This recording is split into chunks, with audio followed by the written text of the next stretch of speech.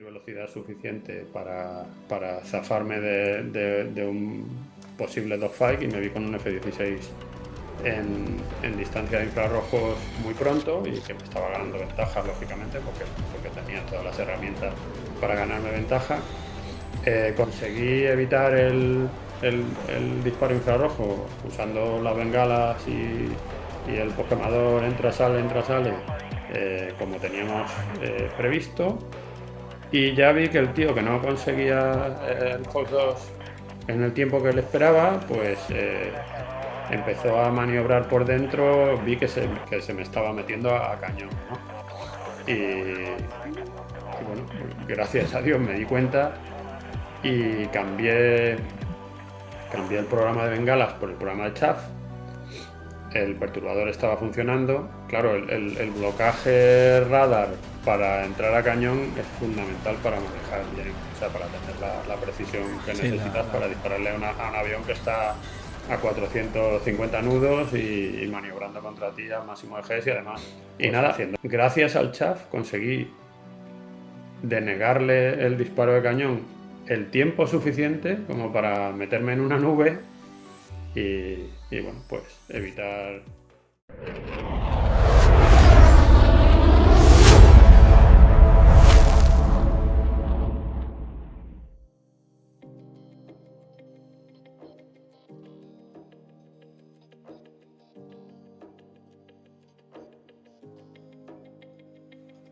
Buenos días, Manuel. Es un honor tenerte en Aviadores. Bienvenido. Buenos días, muchas gracias. Encantado de estar aquí. Un honor. Gracias. Bueno, antes de comenzar, un pequeño recordatorio a nuestros oyentes. Darle, por supuesto, al like si os gusta el contenido, acordaros de suscribiros al canal y dar a la campana para tener notificaciones de futuros episodios que también seguro que serán fascinantes y muy, muy interesantes.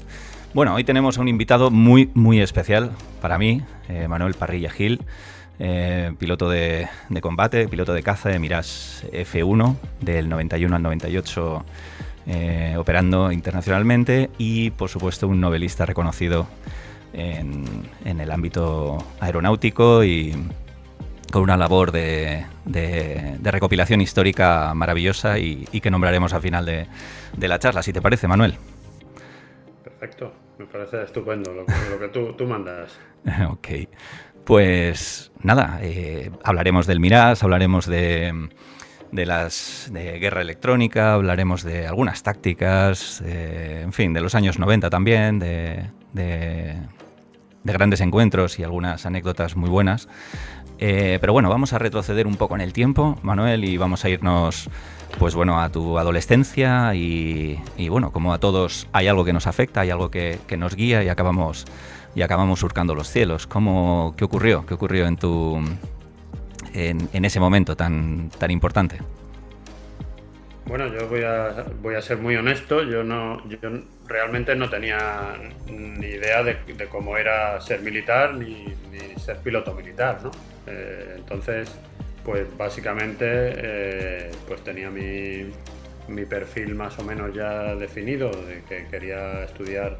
Lo último que decidí fue estudiar ingeniería de caminos y un día, pues hablando con un amigo de mi padre, que era aparejador, pues el hombre me preguntó, oye, ¿qué vas a hacer cuando acabes el instituto, tal y cual? Y le dije lo que quería hacer, ingeniero de caminos. Se puso muy contento y me dijo, oye, pero si vas a hacer caminos, que ahora hay mucha demanda de ingenieros de caminos y tal, es mejor que hagas el servicio militar voluntario para que lo tengas hecho antes de empezar la carrera, porque si no luego vas a tener un problema, que es que vas a estar trabajando en una buena empresa y vas a tener que parar tu carrera para hacer la mili, ¿no?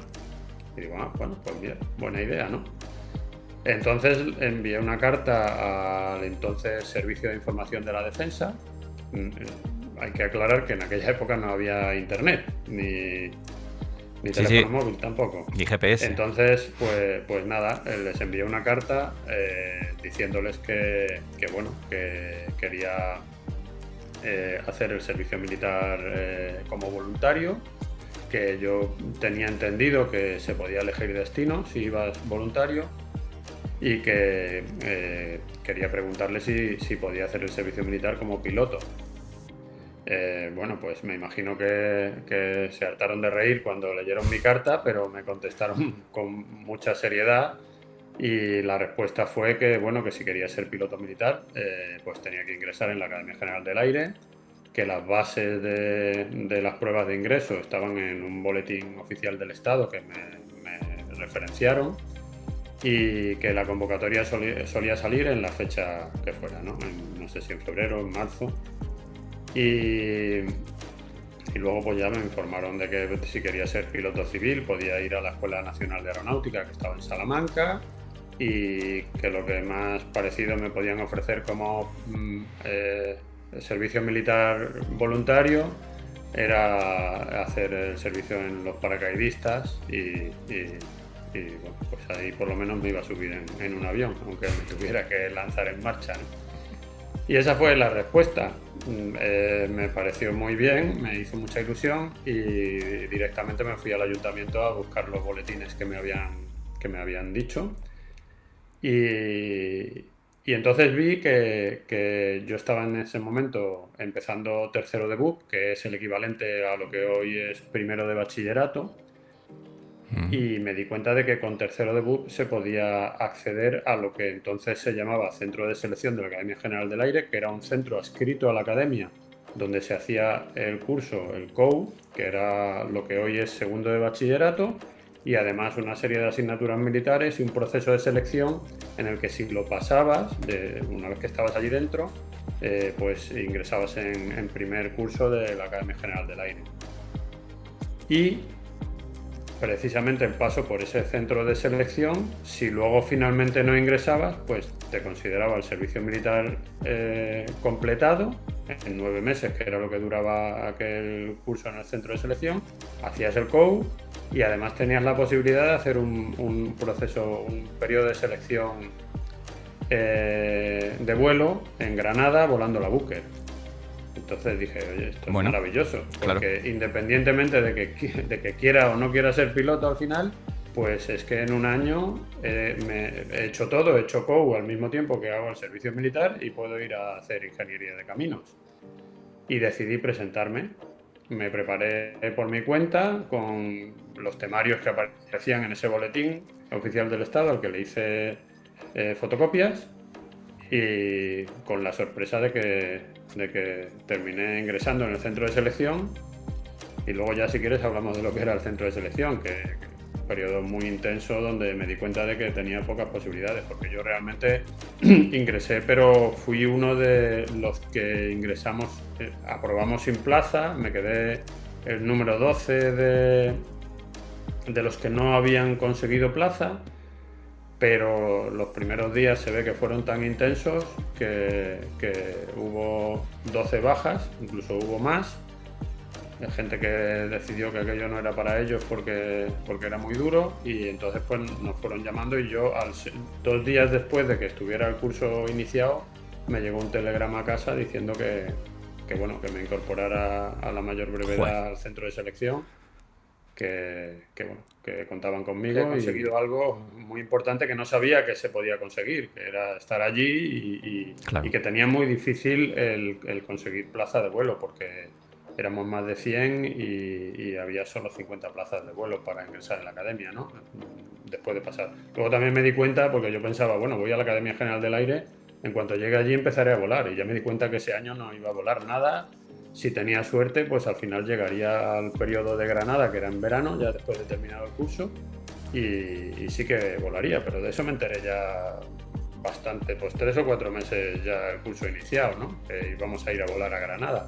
Joder. Entonces, bueno, pues me di cuenta que conseguir plaza de vuelo era un objetivo difícil y que mi plan inicial de llegar allí, hacer el COU y hacer el servicio militar y luego irme a hacer ingeniería, pues bueno, que ya empezaba yo a pensar que me apetecía el reto de conseguir una plaza de vuelo, ¿no? Y que si la conseguía, pues seguramente, de hecho ya al final de curso, cuando conseguí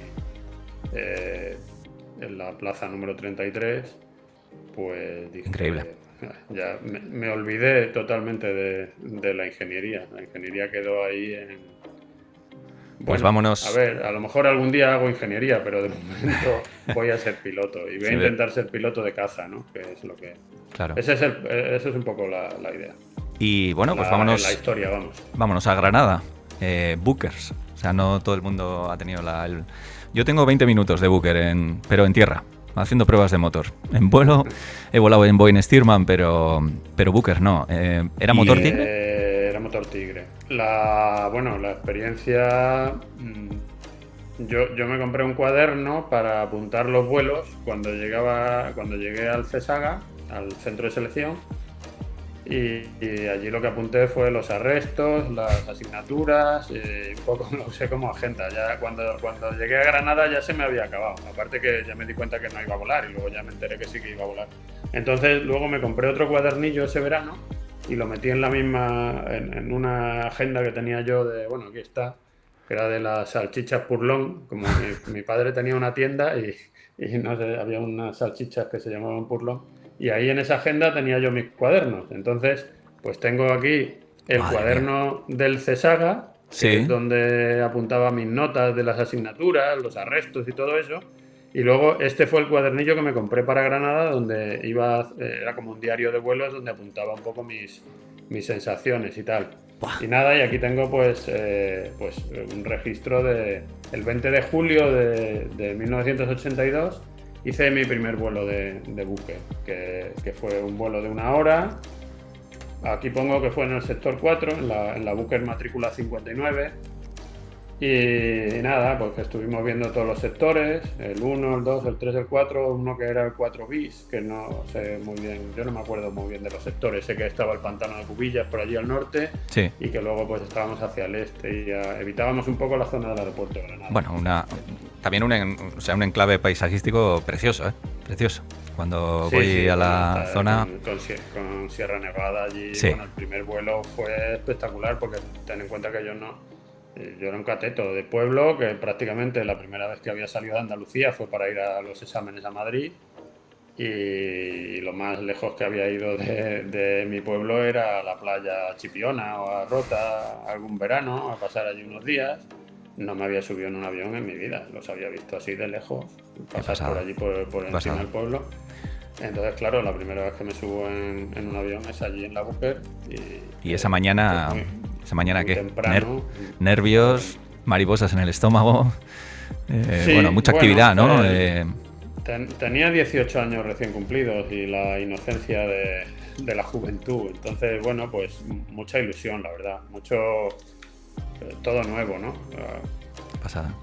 ¿Y Muy, cómo fue? no ¿Cómo fue sé. ese primer vuelo? ¿Qué Pues recuerdas? en Granada había de las 4 secciones, creo que éramos 4 secciones divididas en 2 escuadrillas, pues cada mañana había una sección que le tocaba sección de arrastre que se llamaba, que a las 5 de la mañana te tomabas tus galletas y tu café rápido y te ibas al hangar a sacar todos los aviones. Entonces dejábamos, que eran bastantes, yo creo que allí había por lo menos 20 o 25 buques, una cantidad importante, ¿no? Sin motor de arranque, sin radio, o sea, era aviación pura totalmente. Qué Y bonito. nada, pues la sección de arrastre se encargaba como su propio nombre indica, arrastrar los aviones fuera del hangar y colocarlos en la línea de vuelo. Y luego ya pues despegábamos muy temprano porque los motores ya estaban viejitos y se calentaban. Entonces hacíamos 2 periodos de vuelo que yo creo que terminábamos como muy tarde a las 10 de la mañana. Joder.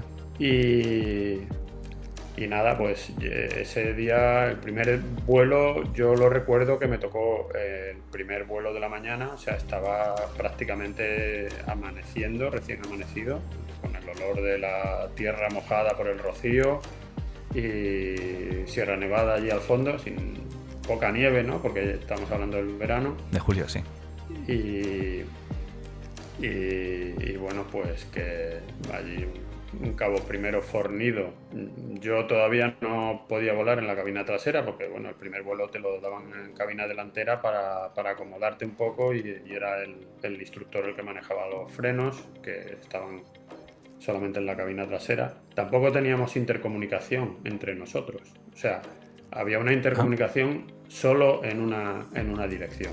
O sea, el alumno tenía unos auriculares tipo, pues como los yogures con un cablecito que tú usas para hablar y tal, pues eran unos auriculares de aire que enchufabas en una manguerita que estaba comunicando las dos cabinas, y el profesor lo que tenía era otra manguera con un embudo.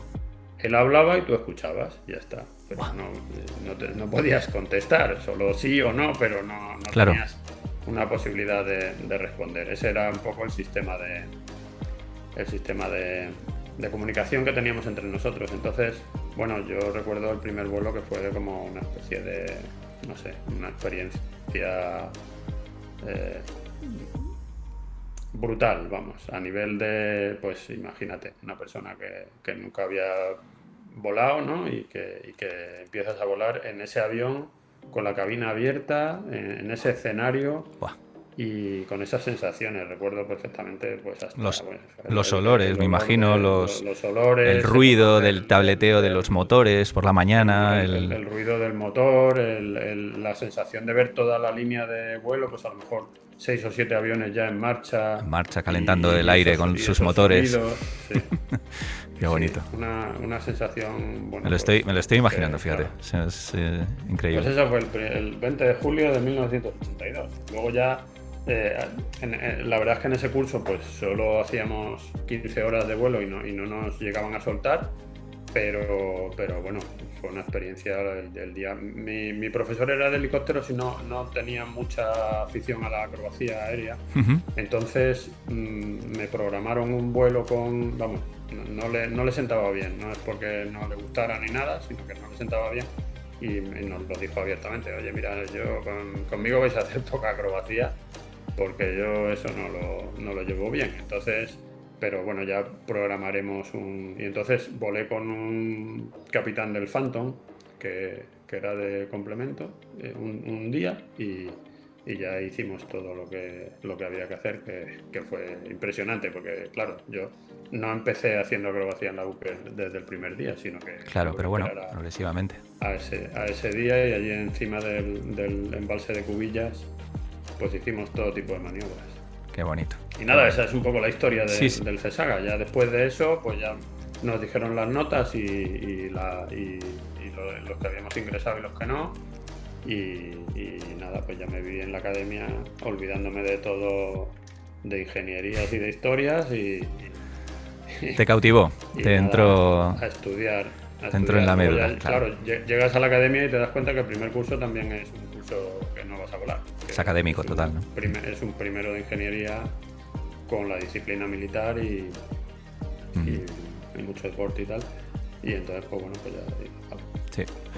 He volado, me han enseñado el caramelo en Granada, pero me voy a tener que esperar un año más. Bueno, pero fíjate si estaba bien estructurado.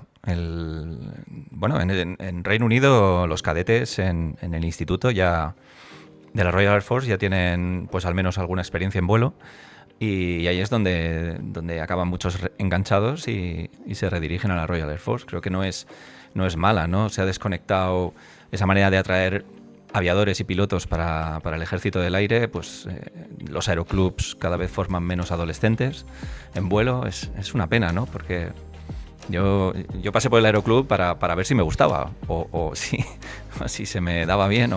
o tenía tanto miedo que no quería ni volver a pisar un avión, pero al menos fue una prueba, ¿no? Es una prueba en vivo, y creo que o te cautiva o te decide. A ver, la suerte, yo no sabía la suerte que estaba teniendo la posibilidad de volar la Booker en esas condiciones, ¿no? Y en ese escenario, ¿no? Que es Armilla, que es un escenario también, un aeródromo histórico, ¿no? En la aviación española. Pero realmente tener la posibilidad de volar uno de los 4 aviones que han formado a la inmensa mayoría de los pilotos en 3-4 décadas de la aviación mundial, legendario. Que son la Booker 131, el Policarpo U-2, el Boeing Stearman, o la de Havilland Tiger Moth. Son los 4 aviones que más pilotos anglosajones, en el caso de la de Havilland, americanos, el Stearman, y bueno, y todos los pilotos rusos y de países del este, y muchos españoles que se formaron en Rusia para luego volar en la guerra civil, y luego posteriormente ese avión, el U-2, siguió volando durante bastante tiempo y voló en la Segunda Guerra Mundial. Entonces, afortunadamente tenemos uno en España, que a nivel histórico, haber podido aprovechar los últimos años de la Booker dentro del ejército para tener esa experiencia, para mí es un honor incalculable, y creo que me ha ayudado mucho también a la hora de la literatura, ¿no? Y de poder transmitir lo que pueda transmitir en los libros, ¿no? Claro. Hombre, vamos a pasar de volar en Booker a volar a Mach 2 en un Mirage F1, pues imagínate qué trayectoria. Y bueno, entonces 4 años en... 4 años en la academia. Con la suerte o la mala suerte, porque bueno, para nosotros fue una suerte a la hora de que era mucho más fácil el curso, y además hicimos muchas horas y muchas misiones mucho más parecidas a lo que luego iba a ser el vuelo de caza, que es coger el 101 en lugar del T6, ¿no? Claro. En la promoción, la 35 promoción, creo que fue la primera que voló el 101, pero voló todavía un poco el T6. La 34 se formó en el T6 el último curso de la academia, y luego ya 36, 37 y 38, que es la mía, pues ya teníamos el 101 como avión de la escuela básica, después de haber pasado por la Mentor en la escuela elemental que hacíamos en el tercer curso de la academia. Y en el segundo pues hacíamos el curso de observador, el clásico curso de observador, ya evolucionado, pero que un curso que existía desde la época de las escuelas de Cuatro Vientos y los Alcázares en los años 20, ¿no? Que básicamente te formaba como navegante, ¿no? Y ese nosotros también lo hicimos utilizando la Bonanza y el Aviocar para misiones de navegación instrumental y fotografía aérea. Y ya está, no me enrollo más un poco de lo que fue la academia, pero bueno. ¿Primer vuelo en C-101? Sí, bueno, también tuve mucha suerte, porque la verdad es que entonces estaba la patrulla Águila, estaba prácticamente recién formada. Entonces, el primer vuelo, que también fue un vuelo, era más o menos un vuelo de acomodación, te introducían un poco en el espacio aéreo y en cómo vuela el avión y demás. Y recuerdo que para entrar en pista estábamos 4 o 5 aviones en punto de espera, y el avión que iba por delante del nuestro iba el alférez Barcala, que compañero mío de promoción, con el capitán Bordallo, y yo iba con Francisco de Paula Segura, que era mi profesor, capitán también, y los dos formaban parte de la patrulla Águila. No sé si Segura era suplente, porque yo no lo he visto en los titulares, pero entrenaba con ellos. Entonces hablaron entre ellos por la frecuencia interna y, oye, tal, ¿despegamos juntos? Sí, venga, vamos a despegar juntos. Y nada, pues se lo comunicaron a la torre, y el primer despegue pues fue un despegue en formación, y tal como despegamos en formación, pues pidieron permiso a la torre y tiraron para looping en formación, fuimos subiendo poco a poco, haciendo maniobras acrobáticas, hicieron un looping, luego hicieron una hoja de trébol, y ya hasta que después de 10 minutos o 15 haciendo acrobacias sobre el campo, o por allí, por la zona del Mar Menor, pues ya nos separamos y nos fuimos al sector. Y ese fue mi primer vuelo en 101. Tu bautismo en C-101. Una pasada. Qué pasada. Y bueno, haberme metido en la patrulla acrobática el primer día de vuelo, con la mascarilla y el casco, y la primera vez que tenía contacto con un avión reactor, ¿no? Claro. 101. Pues nada, academia, pues eso, con mucha lucha, me imagino, con plaza en caza y ataque, y nos vamos Sí, a leer. allí, claro, los 4 años se hacen largos, que luego Sí. lo que recuerdas es lo bueno y bonito, pero claro, arrestos, dudas, zozobra, asignaturas que te cuesta sacar, Claro. mucha disciplina en vuelo, mucha disciplina en tierra. Sí, en fin, no vamos a contar nada nuevo que los que han pasado Sí, por ahí no claro. sepan, pero Y los que van a pasar, pues que se preparen pues, y que claro, intenten... tendrán que pasarlo. Claro, Es un proceso es un proceso. que Correcto. tiene que ser así porque realmente la profesión de aviador militar es una profesión que requiere mucho sacrificio y que requiere ese contenido vocacional que solo te lo da la disciplina de 4 años de academia y el que entiendas todos los Claro, valores que te inoculan durante esos así 4 es. años. Así es. Bueno, pues el C-101 al F-5 de Northrop. Bueno, Northrop. Y un avión ya supersónico, con capacidades, high performance, postcombustión, en fin. A mí me parece un cambio importante. ¿Cómo lo viviste? ¿Qué fue primero la Bueno, satisfacción personal de llegar a Badajoz, sí, ¿no? a ver, dentro de, no sé cuándo va a salir este programa, pero aproximadamente en mayo va a salir el último número de 2026 de la revista Aeroplano, Sí, que es la revista de aviación histórica del Servicio Histórico y Cultural del Ejército del Aire, que sale un número anual. Y bueno, ahí he publicado un artículo sobre la formación de los pilotos españoles en la Segunda Guerra Mundial, donde también se habla de la formación de los pilotos extranjeros, de la USAF, de la Luftwaffe, y también he metido alguna parte de lo que fue la formación de una promoción de los años 60 y de mi promoción. Entonces, hay una cosa, lo quiero mencionar porque creo que de cara a lo que estás preguntando es importante y es significativo. Y es que la formación que tuvimos nosotros en los años 80, si tú la comparas con la que había en la Segunda Guerra Mundial o la que luego tuvieron otras promociones, fue una formación de una calidad excepcional en la academia. O sea, la cantidad de recursos que emplearon en nuestro curso básico, en cuanto a horas de vuelo y en cuanto al programa formativo, aparte de una formación teórica muy potente en la parte de aeronáutica, nos permitió llegar a un avión como el F-5, que es un avión exigente, un avión con poco plano, con unas condiciones aerodinámicas bastante exigentes, un avión supersónico que te permite practicar ataque a suelo y combate aéreo.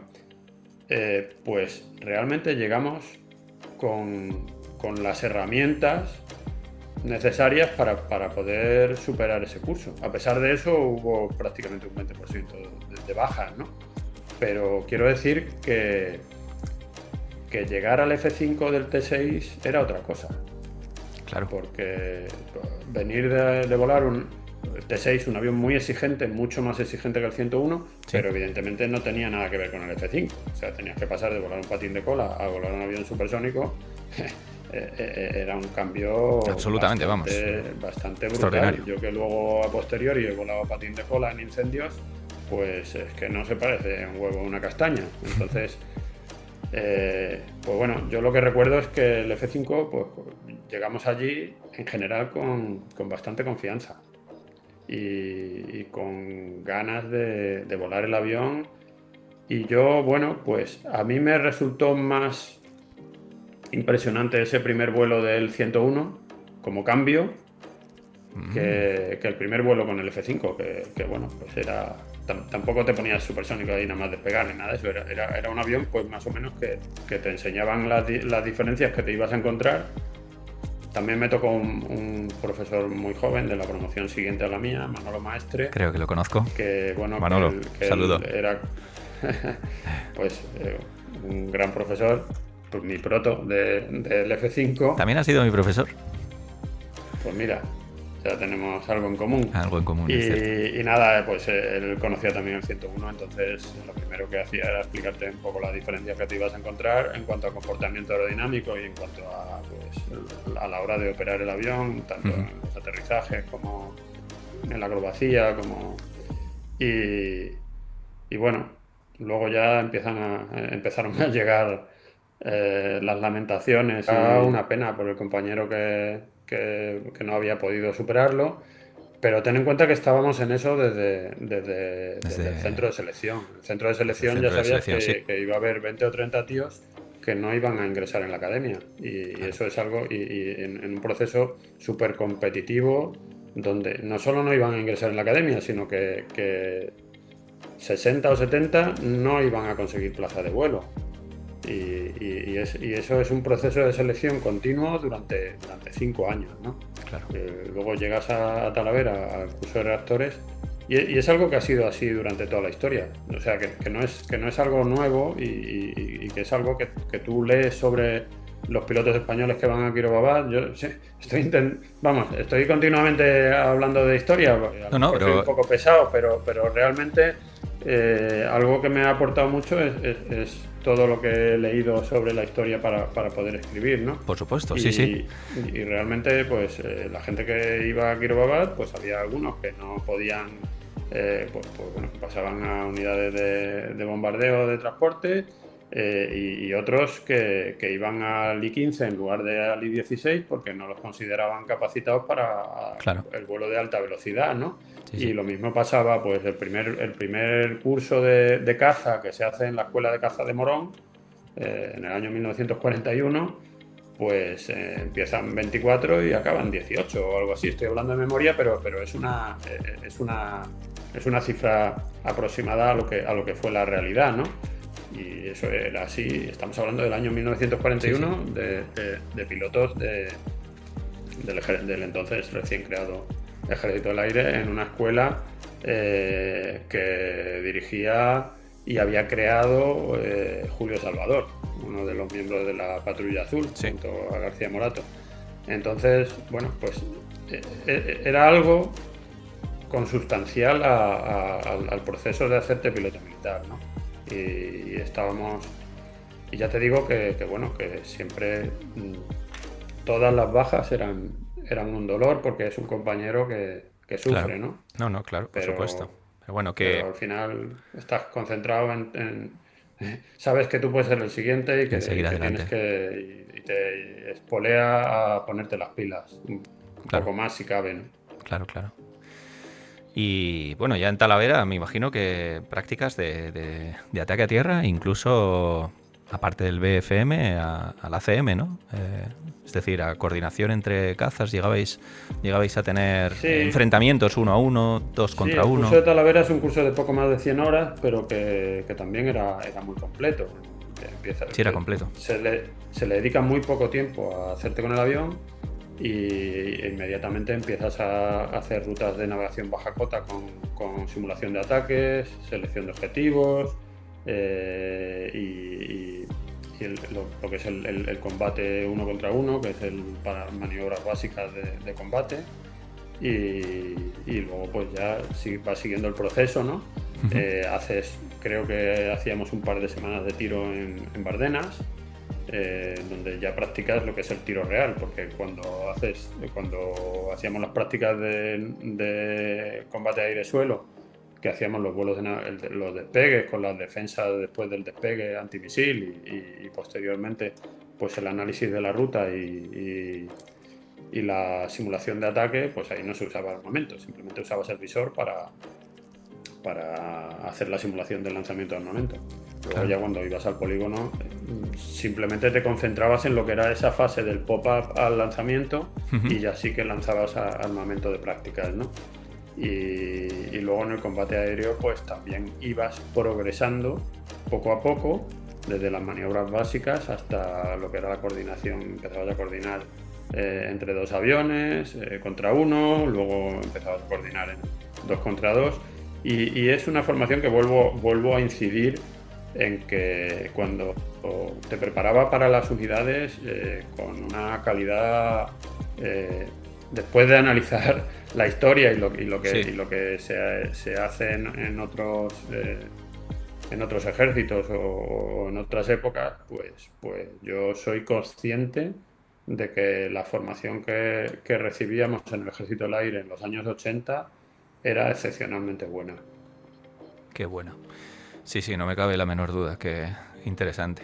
Bueno, y una vez que bueno, te gradúas, ¿no? Ya como teniente. Terminábamos la academia, ahora eso ha cambiado, ahora el curso de Talavera o el curso de Salamanca de transporte o el de helicópteros se hace como alférez y luego vuelves a la academia que te entregan el despacho. Claro. Entonces nosotros nos entregaban el despacho de teniente después de acabar el curso básico del 101 y el cuarto curso de academia, y a los cursos de especialización llegábamos ya como tenientes, con nuestro sueldo de teniente y aunque seguíamos formándonos, pero claro. Ya no volvíamos más a la academia, ya del curso de Talavera como tenientes pues nos íbamos a destino. Y vuelta al 101, con un destino que, bueno, Vuelta al 101, sí. Bueno, eso fue una decisión del mando de personal. El general jefe del mando de personal consideró en ese momento que era mejor que los tenientes que terminaban el curso de Talavera pues hicieran unos años más. Yo nunca vi nada escrito, pero se decía que querían que tuviéramos 1000 horas de vuelo en unidades, digamos, de segunda línea o de aviones más fáciles de volar, antes de ir a las unidades de primera línea, como podía ser el Mirage F1, el Mirage 3 entonces, o el F-18, y también que el Phantom, ¿no? Que todavía queda. Sí, todavía queda. Un escuadrón de Phantom, creo. Entonces, bueno, pues nos dan la opción. Hay algunos a los que no les dan la opción, los más antiguos de la promoción, pues forzosamente van destinados a la academia. Luego, las mejores notas de vuelo en el curso de caza, pues se tienen que quedar destinados forzosos en la escuela de caza como profesores. Y luego el resto, pues en función de nuestro número de escalafón, pues tenemos que decidir entre Morón, que sacan 5 plazas, creo recordar, y el resto, pues Salamanca, que estaba el grupo de adiestramiento con el 41 grupo en ese momento, con el 101. Entonces, pues a mí no me llegó Morón, no era de los más antiguos para ir a la academia, no tenía de las mejores notas de vuelo de Talavera. Entonces, pues me tocó ir a Salamanca, de lo cual me alegro mucho, porque la verdad es que pude volar un montón el 101, avión que ya conocía. Y Salamanca pues tenía ventajas de las que nos quejábamos, pero que luego vimos que fueron ventajas realmente, que era la posibilidad de... En Salamanca lo que se hacía era el entrenamiento de pilotos experimentados que no estaban destinados en unidades de caza, pues estaban en ese momento pues en destinos de Estado Mayor, pero que todavía les podía corresponder hacer el mando de una unidad de caza, ¿no? Tanto de coronel, de teniente coronel o de comandante jefe de escuadrón, ¿no? Entonces podían volver a... Y para que no perdieran digamos, el entrenamiento en combate, pues se les daban 30 horas de vuelo a lo largo del año, separados durante 4 semanas, una por trimestre más o menos. Entonces pues nos llegaban, que además ellos volaban normalmente de lunes a jueves, se hacían sus 7 horas y media para tener el fin de semana luego largo. Entonces el viernes siempre era dedicado a nuestros vuelos, ¿no? Y bueno, pues tuve la ocasión ahí de volar con pilotos desde la primera promoción del Ejército del Aire, tíos pues bueno, que habían vivido, no sé, habían tenido profesores en la academia que habían sido miembros de las escuadrillas azules, por ejemplo, ¿no? y gente que bueno, que venía de volar el Phantom el año anterior, porque eran comandantes recién ascendidos y les habían destinado al Malog, o gente que venía de volar el Mirage. Entonces, claro, lo que te transmitían ellos en cuanto a su experiencia en los vuelos que tú hacías con el juguetito ese que suponía para ellos volar el 101, Sí. pues era algo que bueno, era único, ¿no? Era único poder volar con gente de la primera promoción o de la 25 o de la 27 que venían con esa experiencia. Y luego pues también éramos todos muy jóvenes, prácticamente éramos todos tenientes de la 36, 37 y 38 promoción, entonces el ambiente entre nosotros era excepcional, hacíamos muchas misiones de apoyo a la Armada y al Ejército de Tierra, entonces pues desplegábamos mucho en Morón, en Jerez, en Zaragoza, y fue muy buena experiencia por la cantidad de horas de vuelo, por la cantidad de misiones que hicimos y por la experiencia que nos dio el volar con esa gente más mayor, ¿no? Claro. El transmitirse también, ¿no?, de persona a persona las experiencias, que es un poco también el motivo de este proyecto también, es que a veces hay cosas que se cuentan que, por lo que tengo entendido, se está perdiendo, bueno, en referencia a otros podcasts que también escucho, pues esa conectividad, ¿no?, entre los veteranos y esas experiencias que se transmiten entre Bueno, aviadores, es algo, que te claro. puede llegar a salvar, es decir, que se te graba más que si devoraras esos libros, ¿no? Que al final la comunicación, no sé si en los tiempos que corren parece que se está perdiendo, se está degradando, pero que creo que tiene un valor excepcional, y más para un aviador joven que le queda toda la carrera operacional por delante. Sí, eso yo creo que lo menciona, ya que sacas, porque esto de los podcasts es una herramienta muy buena para poder transmitir a la gente pues muchas cosas, ¿no? En este caso de la aviación, pues es fundamental el que exista este tipo de medios que podemos perfectamente. Entonces yo creo que lo menciona Rubén Porras en un podcast de Hablemos de CS. Sí. Cuando él habla de la cena Fighter, que es una cena donde se sí. reúnen todos los pilotos de caza, Sí. nos reunimos todos los pilotos de caza o todos los que pueden ir 2 veces al año, se celebra, que la organiza, bueno, desde el principio el coronel Abos, Momo Abos, y bueno, pues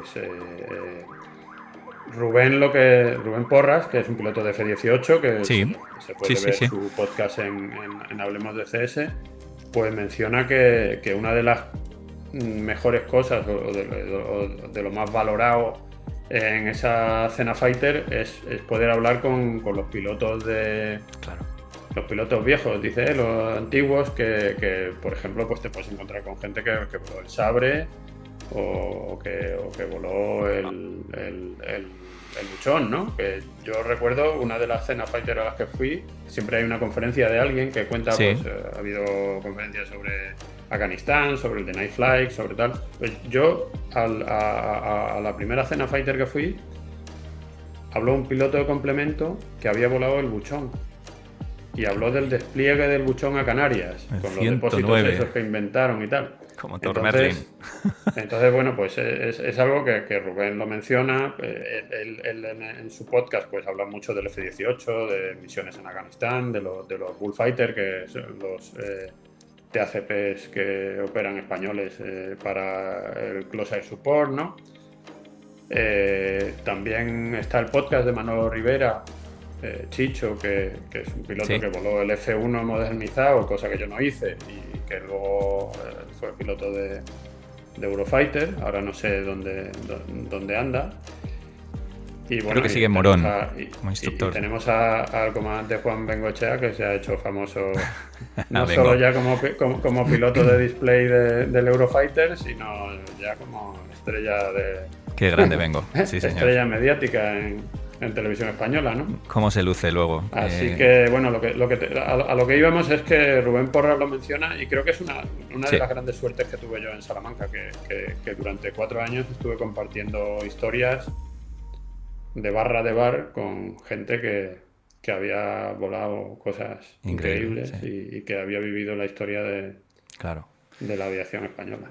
De tomar la decisión. Y me consta que eliges el avión, la montura más bonita del Ejército del Aire en aquellos momentos, el Mirage F1. Cuéntanos cómo fue Bueno, tú eres un enamorado esa decisión a mí me primero. consta... ¿Eh? Mm. A mí me consta que tú eres un enamorado del Mirage F1, que vuelas todos los aviones que hay en DCS Sí. Bueno, yo perfectamente, me porque enamoro me de consta cualquier que cosa con alas, ¿eh? Y vuelas el rotors. F-15, vuelas el F-16, vuelas el F-18, Sí. Me gustan más los tercera generación que requieren un poquito más de te habilidad gustan por parte aviones de... que piden piloto, ¿no? Eso. Pues, a ver, yo tengo la posibilidad de esperar un poco más y ir al F-18, que de hecho tengo compañeros de Salamanca que es lo que hacen, ¿no? Bueno, y creo que pues, fue una decisión acertada. Y yo cuando me llegó el momento, ya después de 4 años de espera, debido a aquella decisión del MAPER, ¿no? Del mando de personal, pues digo, a ver, yo realmente... ¿dónde me gustaría volar el F-18, evidentemente? Pero también me gustaría volar el F-1. No considero que sea... Incluso no me importaría volar la plancheta. Lo que pasa es que la plancheta ya estaba en una etapa que teníamos claro que pronto iba a ser su final de vida. Aunque hubo compañeros más modernos que yo que fueron a volar la plancheta y bueno, y tienen esa experiencia Me parece en haber leído un su... artículo precioso en una revista dedicada al Mirage. Sí, si mal no recuerdo, y una decisión pues contradictoria en modo, pero muy pasional de tomar la decisión de ir a volar la plancheta en los últimos vuelos de esa aeronave en el Ejército del Aire, sí. Claro. Una historia increíble. Hombre, tienes que poner en la balanza pues qué utilidad vas a tener para el Ejército del Aire volando una plataforma X. Lógicamente, pues en ese momento pues la que tenía más proyección era el F-18, eso es evidente, porque, bueno, pues porque todavía sigue volando, ¿no? Y además con el Mid-Life Update, pues prácticamente cualquier tipo de misión es un avión, bueno, y sigue volando en la Navy, y Sí, sí. siguen volando embarcados y tienen Avión. dificultades para sustituirlo, ¿no? Y está el Super Hornet, o sea que es un avión que ha dado mucho de sí. Pero bueno, en ese momento, para mí el Mirage F1 es un avión que está en el momento perfecto de su vida operativa, que tiene integrado mucho armamento y que además la unidad, en este caso el ala-14, pues está sacándole el máximo jugo al avión, ¿no? Y con gente muy experimentada y es un avión que se usa para ataque a suelo, que se usa para aire-aire, un interceptador de gran capacidad en cuanto a capacidad de reacción, que no tiene el F-18, un avión que está dotado de guerra electrónica en ese momento 100% operativa. Entonces, bueno, y con una panoplia de armamento que le permite ser bastante eficiente también en aire-suelo, que luego eso se mejora mucho Sí, con con el el proyecto del modernizado, F-1M, sí. ¿no? Sí, sí. Sí, con el modernizado. Entonces, pues yo tomo mi decisión, digo, ala-14, sí, me apetece ir al ala-14. ¿Que no me llega o que me llega el F-18? Pues perfecto, entonces pedí Torrejón, Zaragoza y Albacete. Y me llegó a Albacete y encantado de aquello. Vamos, Qué llegué bueno. allí. Y pues muy buena elección. Y bueno, pues llegamos allí. A ver, cuando llegas a una unidad operativa y demás, pues cómo es un poco el filtro y si quieres directamente Bueno, el primer vuelo en esa aeronave y tus impresiones allí sobre... llegamos dos pilotos yo soy destinado en abril del 91 y llegamos dos pilotos de la promoción. Uno viene de Morón y yo. Había pilotos que habían llegado de Salamanca unos meses antes, 3 o 4 meses antes creo recordar, que son muy amigos míos y que ya estaban volando el F1 y lógicamente pues tú llegas allí y ellos te cuentan y te arropan y estás con ellos, ¿no? Y luego el recibimiento por parte de los escuadrones es espectacular. A mí me asignan al 141 y a mi compañero de Morón lo asignan al 142. Y nada, empezamos el curso teórico. Rápidamente nos metemos en verano, hay poca gente.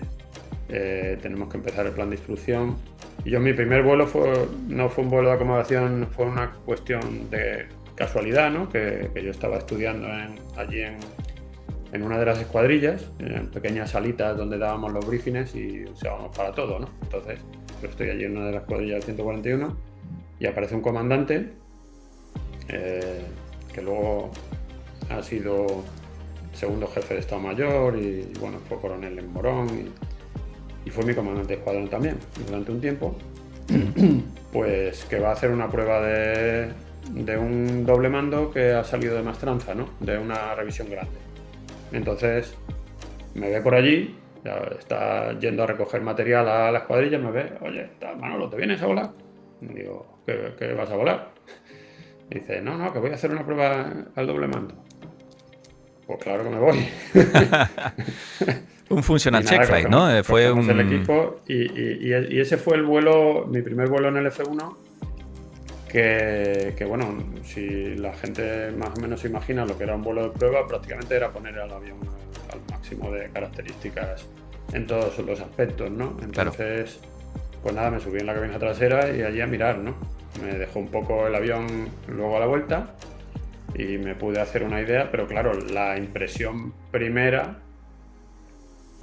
porque en las pruebas en vuelo lo que haces es el perfil Rutowski, que es despegas con el posquemador y ya no sacas el posquemador hasta 36.000 pies y luego aceleras a 1.4, entonces cronometras la ascensión a 36.000 pies y tienes una serie de tolerancias, pero que prácticamente estaba rondando entre 1 minuto 10 y 1 minuto 20. Entonces, claro, mi primer vuelo viniendo del 101, que es un avión muy limitado en cuanto a motor, mi primer vuelo en el F1 consiste en entrar en pista, meter el posquemador y subir en 1 minuto y poco a 36.000 pies, pues digo, la leche. ¿Esto qué es, tío? Vaya cohete. Menudo bicho. Es que Vaya cohete. Y claro, te sientes pues que puedes hacer cualquier cosa con un bicho de esos. Y estamos hablando de un avión muy limitado con respecto al F-18 en cuanto a performance o bueno, ya no digamos con el Eurofighter, ¿no? Que es un bicho que le puede al piloto por todos lados. Claro, bueno, tercera generación. Esa fue mi primera experiencia. Y diseñado para correr, para ser veloz, rápido, con mucha carga LAR, claro. Pero vamos, impresionado desde el primer momento, ¿no? Y cautivado, ¿no? Por el Mirage. Sí, hombre, ves que es un avión con mucho potencial, ¿no? Con mucha capacidad. Un avión que está bien dotado para lo que estaba diseñado, que era para ser un interceptador rápido. Qué bueno.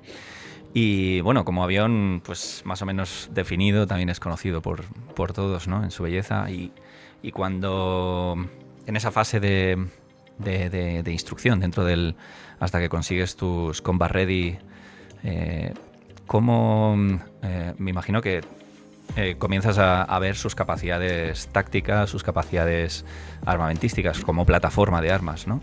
Y ahí sabiendo que es una unidad con tanta experiencia y también formada y demás, ¿cómo es ese momento en el que tú empiezas a ver que eso sirve para algo, que es capaz de hacerlo, que bueno, que al final tú eres el operador de esa plataforma de armas y cómo empiezas a sentirte? Me imagino que tiene que ser una sensación extraordinaria, ¿no? Empezar a sentir que estás operativo, que empiezas a controlar la situación, ¿no? Sí, eso es muy rápido, porque además ten en cuenta que aquella decisión del mando de personal, que para nosotros no fue agradable, ¿no? Porque claro, tú terminas el curso de caza y quieres aspirar a todo, ¿no? Entonces, pues tener que esperar 4 años en unidades teóricamente de segunda orden, pero claro, luego cuando llegas a la unidad es verdad que llegas con una experiencia muy importante, ¿no? Entonces ya la integración es súper rápida, plan de instrucción es súper cómodo, es algo, no es, ya te olvidas un poco de lo que era la formación, ¿no? Y esa disciplina de formación, y ya los instructores pues se habla en otro lenguaje, ¿no? Claro. Y de lo que se trata es de... Entonces, yo estuve al principio integrado en la sección de tácticas, donde básicamente lo que diseñábamos era pues todos los procedimientos en cuanto al combate aéreo. Y luego pasé a la sección de guerra electrónica. Entonces, yo lo que me doy cuenta desde el principio es que el avión tiene unas capacidades para cumplir la misión para la que está creado, que es para la defensa aérea. Pues tenemos misiles infrarrojos, tenemos un misil radárico que no practicamos mucho con él ni tal, pero que en un momento dado se podría utilizar, que es el Super Matra, y tenemos el cañón, ¿no? Y es un avión que conociéndolo bien y conociendo la forma de utilizarlo en combate, pues es un avión que puede saturar a otros y tener una utilización, pues no sé, por hacer una comparación, volvemos a la historia. Sí. Pues si volvemos a la historia y nos centramos en la batalla de Inglaterra, pues podríamos decir que en un escenario similar, más moderno, tendríamos al F-18, que sería el Spitfire. Correcto. Y tendríamos un caballo de batalla interceptador para unos aviones de peores características, pero que también te van a atacar, o en determinados escenarios, que era el Hurricane. Hawker Hurricane. Que en nuestro caso pues, podría ser el Mirage F1, un avión de una generación diferente, con unas capacidades inferiores en cuanto al combate aire-aire en combate cerrado, en dogfight. Lógicamente, dependiendo de lo que te vayas a encontrar en el escenario, tú sabes que no te puedes quedar en dogfight, aunque lo practiques en multisimilar, ¿no? Claro. Y todo eso lo sabíamos y sabíamos exprimirlo al 100%. Y yo estoy muy contento de aquel periodo porque realmente me encontré con gente excepcional que sabía sacarle el partido al avión en combates similares con F-18 o con F-16, que es algo que dices, oye, que estamos muy limitados, que es que no llevamos el mejor Fórmula 1 del campeonato, llevamos un Fórmula 1 muy limitado, pero estamos sacando aquí el partido y ganamos carreras. Eso es, las tácticas funcionan, estabais bien entrenados, teníais... Y sobre todo conoces lo que llevas entre manos y sabes lo que puedes hacer y lo que no puedes hacer, ¿no? Correcto. Independientemente de eso, pues lógicamente pierdes combates, porque es lógico. La función principal del piloto de caza, ¿no? Conocer su montura y en Y base a la inteligencia también la del enemigo, por supuesto. Claro, y luego en cuanto a aire-suelo, y aparte pues también teníamos la posibilidad de denegar el combate radárico con nuestra guerra electrónica, que estaba 100% operativa. Entonces, claro, si tú podías denegar el combate radárico y entrar directamente ya a combate infrarrojo, sabiendo manejarte en ese combate infrarrojo, donde no te tenías que quedar en combate cerrado, donde tenías que analizar muy bien dónde estaban todos los aviones antes de entrar a disparar y todas esas cosas que son básicas de piloto de combate desde tiempos de von Richthofen, ¿no? Exacto. Pues se le podía sacar mucho partido a la plataforma. Y luego a nivel de aire-suelo pues teníamos armamento, aunque nosotros no teníamos designador láser, pero con un body laser, body lasing para de apoyo, que nos lo hacía el F5 o una unidad especial de tierra de Tactical Control Party, un zapador, un paracaidista que está en el suelo con un designador láser. Pues lanzábamos bombas guiadas láser con mucha eficiencia, ¿no? ¿Llegaste a lanzar GBU? Sí. En el ejercicio Tormenta lanzábamos armamento real y llegué a lanzar una GBU-10 y también teníamos armamento de multibombas que muy eficiente para, bueno, ya conocen, ¿no? Sí. Para atacar unidades de blindados o determinados objetivos, que era la MK20, que yo creo que... La Rockeye, de fragmentación. Sí, de fragmentación con distinta munición, bombas, que llevamos 4 bombas con 270 bombetas cada una, con cierto retardo, con carga hueca, con una variedad importante de tipos de bombetas, que bueno, pues una bomba de esas te podía destruir un blindado, ¿no? Con su carga hueca, ¿no? Entonces, y tenía un patrón de dispersión muy, muy grande, ¿no? O sea que podías atacar concentraciones de objetivos. Esa también la lancé en el Tormenta.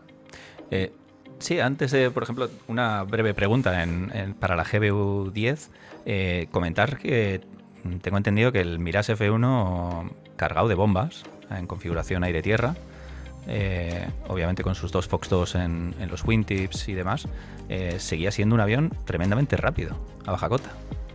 Perfil alar fino, sí, a ver, muy estable, por lo que tengo entendido, muy estable a baja cota. Es decir, que el viaje no era tan turbulento como podía ser, como se podía imaginar, y que era un avión que penetraba muy bien, incluso cargado de bombas y tal, ¿no? Eso le daba unas capacidades, me imagino, de interdicción, de vuelo, ¿no? Y demás, y de ataque por sorpresa, pues sí, no sé si es cierto, pero...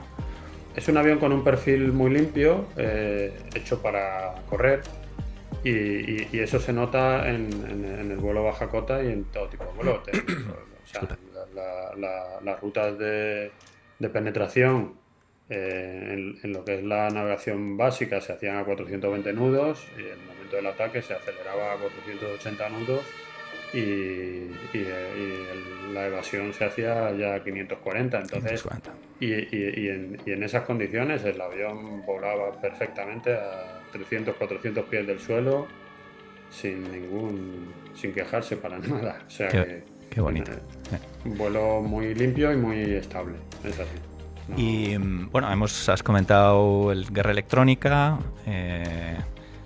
Voy a aprovechar, si te suena este parche de los Wild Whistles, ¿vale? Sí. Y bueno, y las letras que vienen aquí abajo, que creo que todos los conocemos, y que se remontan, ¿no?, a los principios de la guerra electrónica en la guerra de Vietnam, los Wild Whistles, el primer Wild Whistle, el F-100, en fin, misiones que para mí son como, ¿no?, épicas. Dentro de tus funciones como IWO, Electronic Warfare Officer, dentro del ala 14, y me imagino que para el Ejército del Aire, tenéis, como has comentado, tenéis una capacidad muy, muy interesante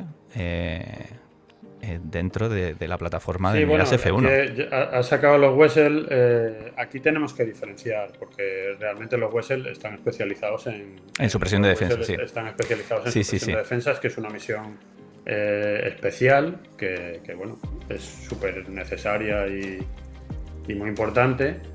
Pero claro, mi rol como oficial de guerra electrónica en Albacete, cuando me integran en guerra electrónica, es la protección de la plataforma. No la supresión de defensas. Nosotros no hacíamos misiones de supresión de defensas. Lo que hacíamos era programar pues las contramedidas y el alertador de amenazas y los lanzadores de chaff y bengalas, para protegernos, para proteger los elementos que iban a formar parte del ataque, de las amenazas que tuviéramos en cada escenario, ¿no? que conociéramos que íbamos a tener en cada escenario, y protegerlo de la mejor forma posible. Entonces, digamos que utilizábamos toda la combinación de herramientas que teníamos en ese momento, que básicamente eran el perturbador, el Podbarax, el alertador de amenazas en la LR300 y el lanzador, el AL-40, que era el lanzador de chaff y bengalas, para sacarle el máximo rendimiento en los ataques y evitar encajar disparos desde el suelo o desde el aire, ¿no? Joder. Y era resumen. efectivo. Tengo referencias de que, bueno, dabais un poquito de guerra a los F-18 también, incluyendo, teniendo en cuenta su potente radar, erais todavía capaces de, gracias a tácticas, me imagino, bien entrenadas y bien briefineadas, de dar un poquito de guerra. Eso es muy, muy interesante. ¿Recuerdas algún tipo de táctica, así en resumen, que os daba algo de ventaja, o si diferenciáis en qué momento, o era un sistema totalmente autónomo el Podbarak, una vez programado en combate, una vez que os enfrentabais a la amenaza? Sí, a ver, tenías una información mediante el alertador donde podías saber si se había roto el blocaje o no. Entonces el pod lo que hacía era pues utilizar una serie de programas dependiendo de en cada caso cuál fuera la amenaza, para intentar ver la compuerta de velocidad, o para intentar iluminar el chaff, o para intentar en fin, cada amenaza tenía sus debilidades que analizábamos e intentábamos aprovechar esas debilidades para evitar que los disparos les entraran en nuestro avión, ¿no? Entonces, bueno, pues básicamente, una vez en el aire, el Podbarak solo tenías la opción de activarlo o no activarlo. Tú no podías, el piloto además no tenía ni idea. Normalmente los que teníamos un poco de idea de lo que iba, de los programas que llevábamos, pues éramos los que estábamos destinados en guerra electrónica y los que estábamos trabajando con cada una de las plataformas, ¿no? Con el alertador o con el pod. El piloto sí que conocía, porque se le habían dado previamente en el briefing, los programas que tenían que utilizar, tanto de lanzamiento de bengalas como de chaff. Y entonces ellos lo programaban en el AL40 para optimizar, pues, ¿no? Para optimizar también la función de ambas cosas. Sí, para optimizar, bueno, pues estaba diseñado pues un paquete cada X segundos o cada X milisegundos, décimas de segundo, para que los paquetes estuvieran separados. En el caso de las bengalas, pues cuando pudiera haber una nueva adquisición infrarroja, que ya hubiera otra bengala en el aire que impidiera que el misil. Entonces, bueno, pues básicamente no había un feedback, digamos, interno de que el piloto supiera lo que llevaba ahí ni qué es lo que hacía. Lo único que él sabía es que le había bloqueado un F-18 para lanzarle un Sparrow, y a los 2 segundos o 3 segundos ese blocaje se habría ido, ¿no? Y se intentaba otra vez, volvía a aparecer otro blocaje y se le volvía a ir. Entonces podías llegar a un cruce de combate y llegar a lo que es el combate infrarrojo, evitando la amenaza del Fox 1, que era de lo que se trataba, ¿no? Increíble, claro. Entonces, bueno, pues hay combates disimilares que también estuvimos hicimos un vídeo sobre la maniobra Giraffe y todo esto. Sí, con Hornet Productions, sí. De los periodos de... Saludo, Alex. De los periodos... Alex, estamos hablando de Giraffe. El gran director Qué maravilla, del vídeo. Lo pasamos bien. Pues nada, eso, que hay un periodo durante el cual estuvimos, pues debido a las sucesivas guerras del Golfo, estuvimos participando en mucho combate disimilar con F-16 de los Estados Unidos, que iban a realizar operaciones de exclusión aérea en Irak. Y bueno, ahí hubo uno de los combates donde, en fin, pues para mí fue un ejemplo de aplicación de guerra electrónica, porque realmente llegamos al cruce entrando a muy baja cota, donde ellos no tenían capacidad de disparar radárico hacia el suelo, más o menos parecido a la maniobra Giraffe, ¿no? Pero salvando las distancias. Por ahí por la sierra de Cuenca, la serranía de Cuenca, metidos muy bajos, viéndole el hocico a los buitres. Y nada, pues hicimos un buen cruce primero, denegando el disparo infrarrojo cara a cara, y luego uno de los F-16 se quedó conmigo, que ya me di un poco por jodido, porque realmente Normalmente los cruces intentábamos hacerlos de arriba abajo para ganar energía rápida y conseguir una velocidad de separación y no quedarnos en combate, pero claro, aquí estamos hablando de que fue un cruce de abajo arriba, con lo cual yo no pude conseguir velocidad suficiente para zafarme de un posible dogfight y me vi con un F-16 en distancia de infrarrojos muy pronto y que me estaba ganando ventaja, lógicamente, porque tenía todas las herramientas para ganarme ventaja. Conseguí evitar el disparo infrarrojo usando las bengalas y el posquemador entra, sale, como teníamos previsto. Y ya vi que el tío que no conseguía el Fox 2 en el tiempo que le esperaba, pues empezó a maniobrar por dentro, vi que se me estaba metiendo a cañón, ¿no? Y bueno, gracias a Dios me di cuenta y cambié el programa de bengalas por el programa de chaff.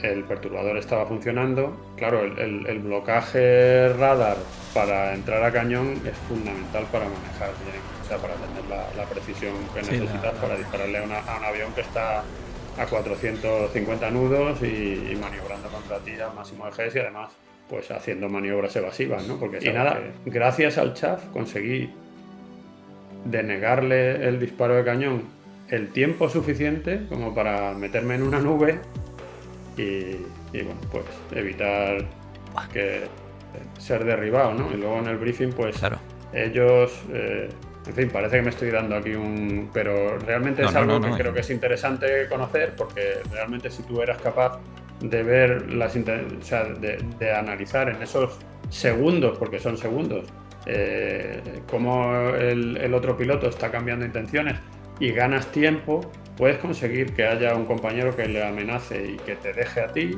o puedes conseguir una oportunidad de escapar, ¿no? de esa situación, que era una situación en la que yo ya estaba muerto, ¿no? Eso no solía pasar, ¿no? O sea que no era fácil conseguir esa situación.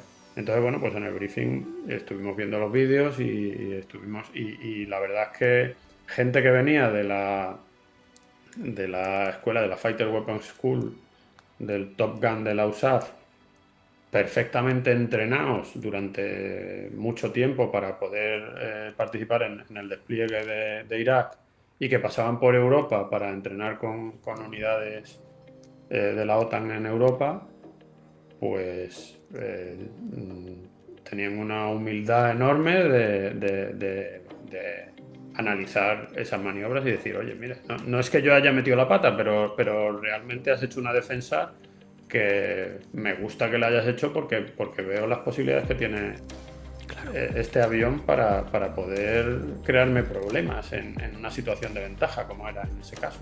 Claro, temiendo a los F-1 iraquíes. A los F-1 iraquíes que no, hombre, estaban en Irán, no eran una amenaza muy probable, pero sí que podía ocurrir. Exacto.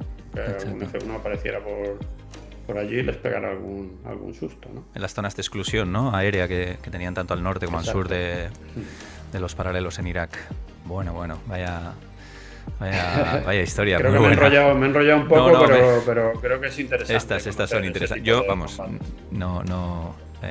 en close, o sea, cuando ya estás acá, pues igual lo intentas maniobrar el avión sacándolo de la envolvente o haciendo cualquier otro tipo de maniobra agresiva, pero nunca pasando a chaff, precisamente para para romper el blocaje radárico y que no tenga un colimador de tiro. Claro, lo que sí que es verdad y tengo que decir es que ya has tenido la gran cagada. O sea, la gran cagada es dejarte entrar en un dogfight con un F-16. Quedarte atrapado y enganchado con un F-16, obviamente. Eso no lo tenías nunca que haber llegado a esa situación. Entonces, si has llegado a esa situación es porque has tenido un error. Que en este caso era, para evitar el misil radárico, pues entrar desde abajo. Pero claro, si entras desde abajo vas a entrar con menos energía que él. O teniendo en cuenta no que con la suficiente ventaja de energía. Claro. Sí, disculpa. Bueno, pues increíble. Claro, porque los cruces en disimilar con aviones de superiores características intentábamos siempre que después del cruce conseguir lo antes posible una distancia segura con respecto al misil infrarrojo. a 2 círculos, me imagino, y con separación y extensiones, ¿no? Y apoyo mutuo. Exacto, Claro. exacto. Con una. Pues prácticamente con 0 Gs para conseguir la aceleración más rápida y más limpia posible e intentar sacar las 3-4 millas de separación antes de que el tío se diera la vuelta. Entonces, claro, eso no lo podías conseguir en todas las circunstancias. Claro, sí, Si, sí. Es si que no lo conseguías, pues tenías muchas probabilidades de terminar en un dogfight, que si el tío, y si no teníamos superioridad numérica, para poder molestarle claro. con otros aviones o que el situational awareness lo tuviera más complejo, que el tío dudara, pues era bastante probable que tuvieras la partida perdida. Claro, claro. Lógicamente. Sí.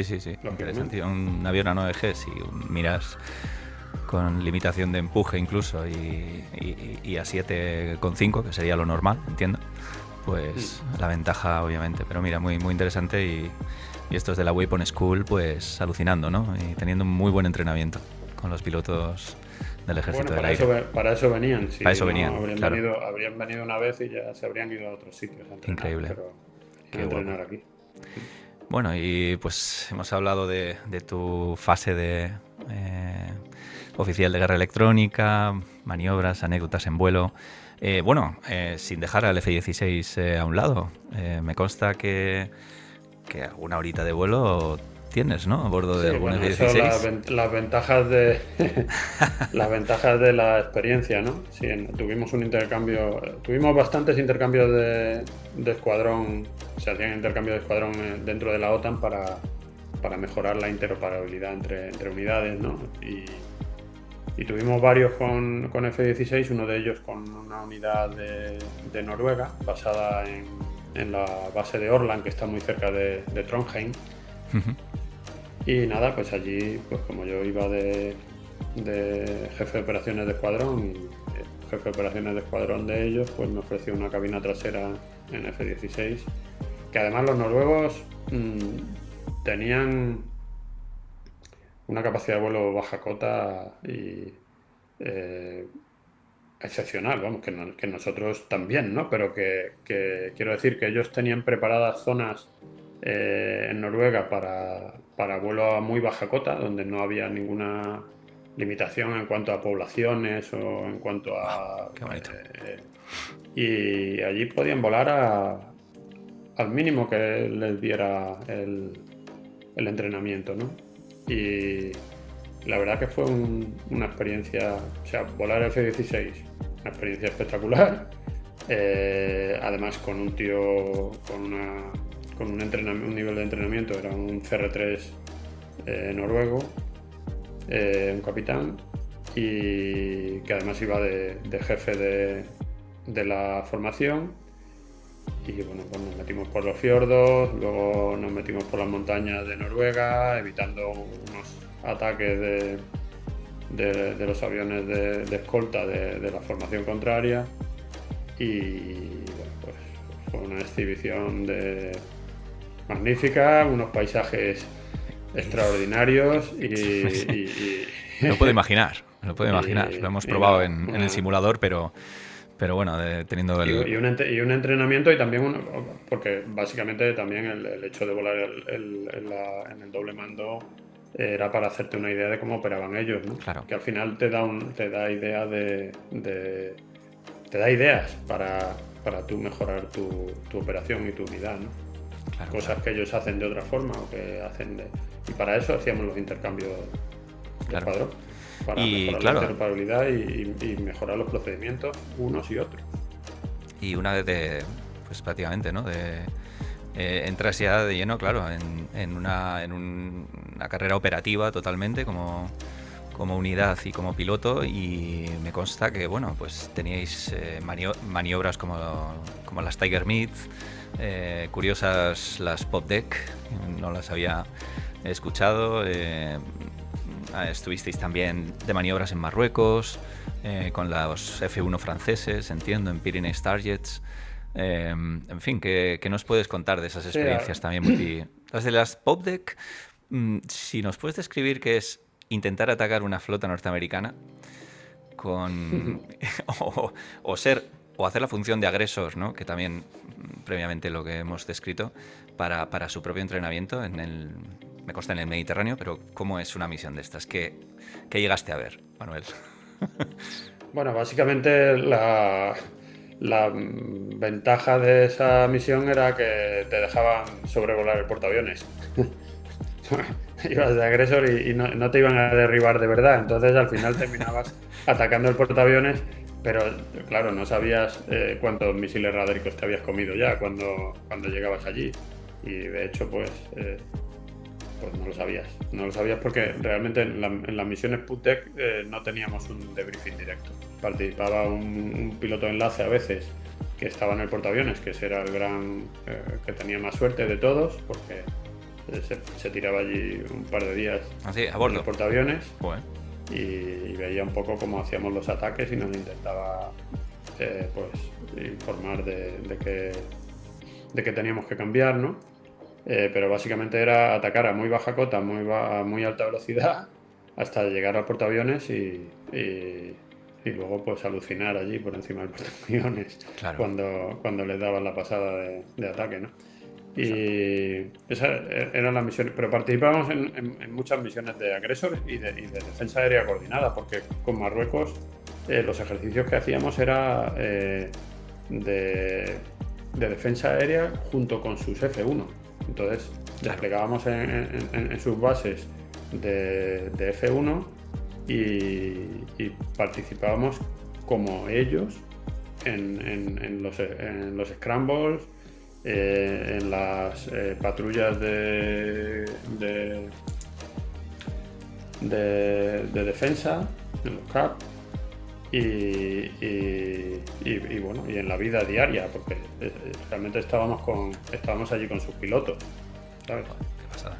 Y bueno, con Francia pues lo mismo, pues de vez en cuando nos llegaba una misión para atacar una base y desde Albacete planificábamos todo con nuestros depósitos adicionales, con posibilidad de repostaje en vuelo, y te presentabas allí en la base de Orange, intentabas llegar sin que sabiendo las defensas que te ibas a encontrar tanto en lo que es la base como por el camino, y ya está. Y ellos analizarían un poco qué había fallado o qué no.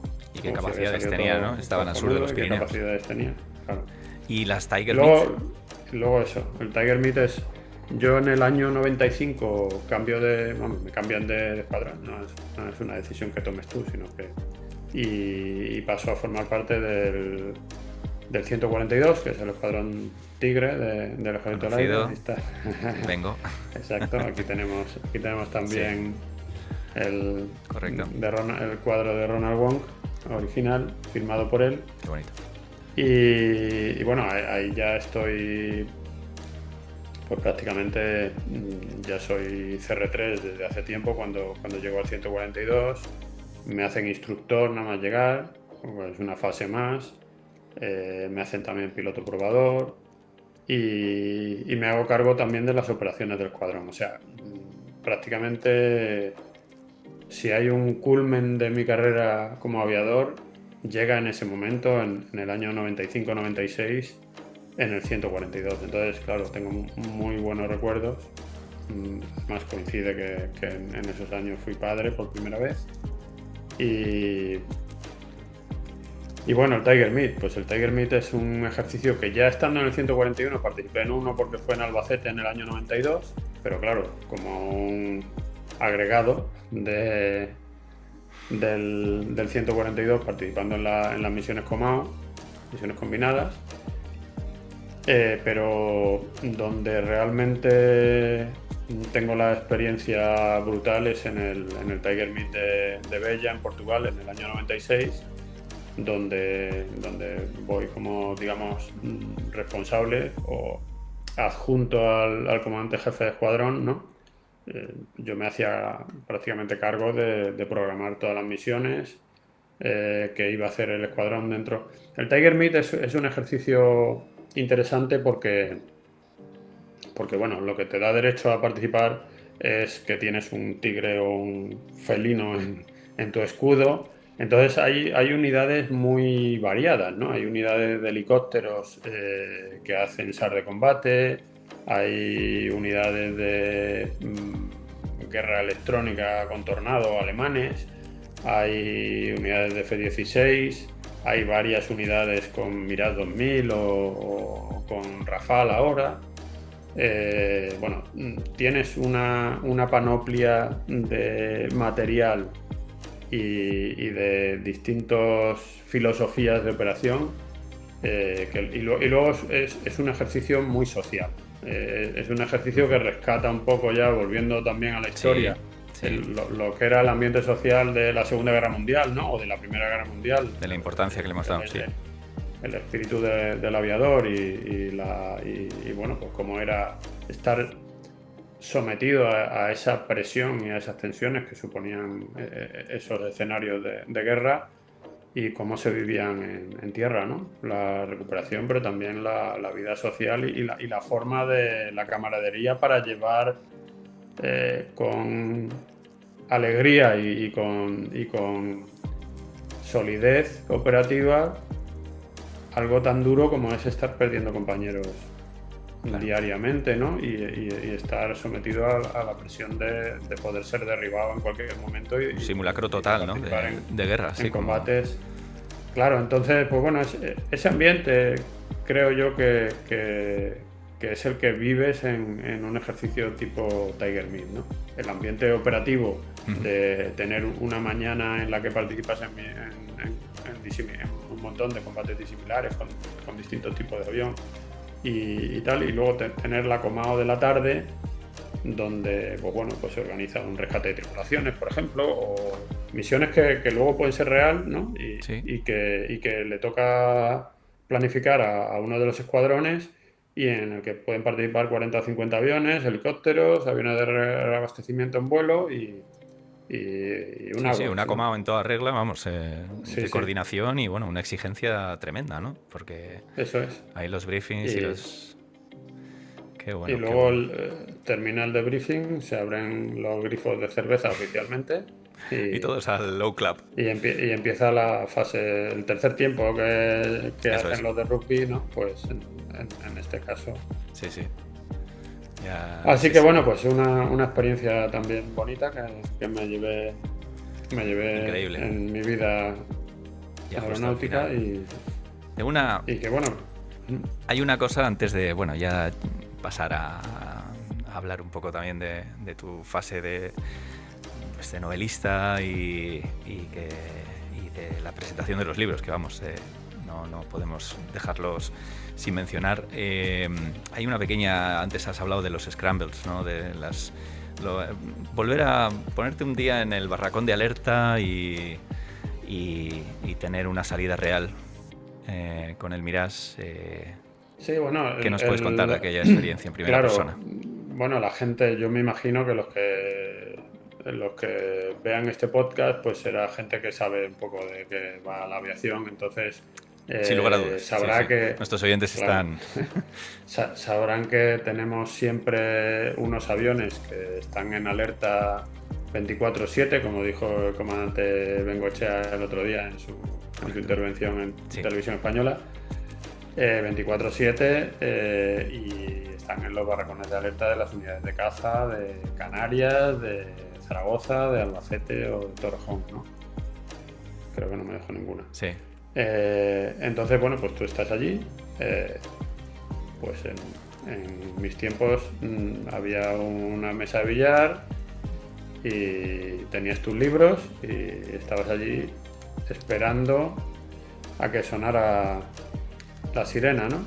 Entonces, pues, y estabas allí 24 horas hasta que llegaba tu piloto de relevo al día siguiente y ya te ibas para casa o te ibas a hacer las misiones que te tocaran ese día, ¿no? De entrenamiento. Entonces, bueno, pues yo recuerdo, tuve muchas salidas, muchas veces te hacían un scramble de prácticas para hacer una escolta o había, yo qué sé, estaba cruzando un avión de Alitalia con el Papa que iba a Sudamérica, pues te sacaban al avión de alerta para escoltarle durante su sobrevuelo del territorio nacional. Y hubo una noche que yo estaba dormido a las 4 de la mañana, pues imagínate, ¿no? Claro. Pero dormido en el barracón de alerta nunca es garantía de que vas a seguir durmiendo, ¿no? Porque estás de guardia, vamos, realmente. Puedes dormir, lógicamente, pero estás de guardia. Entonces sonó la sirena y no estás allí, ostras, todo ya funciona en automático. Una vez que suena la sirena, pues los armeros salen a preparar el avión, el mecánico sale para prepararte la cabina, todo el mundo se despierta rápidamente y en 5 o 6 minutos estás metiendo posquemador. Ya te has subido al avión, todo queda listo, el casco queda dentro del avión.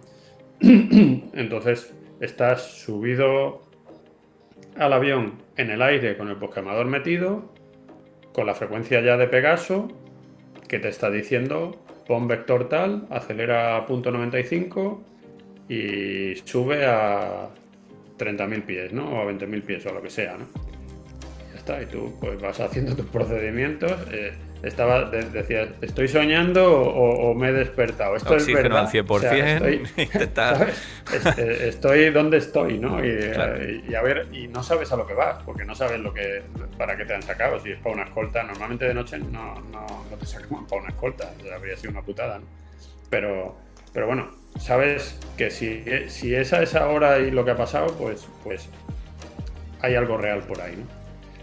Entonces nada, me mandan para el sur de Baleares, ahí en medio del Mediterráneo. ¿Qué hay por ahí? Pues está Argelia, ¿vale? Por un avión de argelino que se ha salido de tal, o que no lleva plan de vuelos, o algún... Y hacía muy mal tiempo.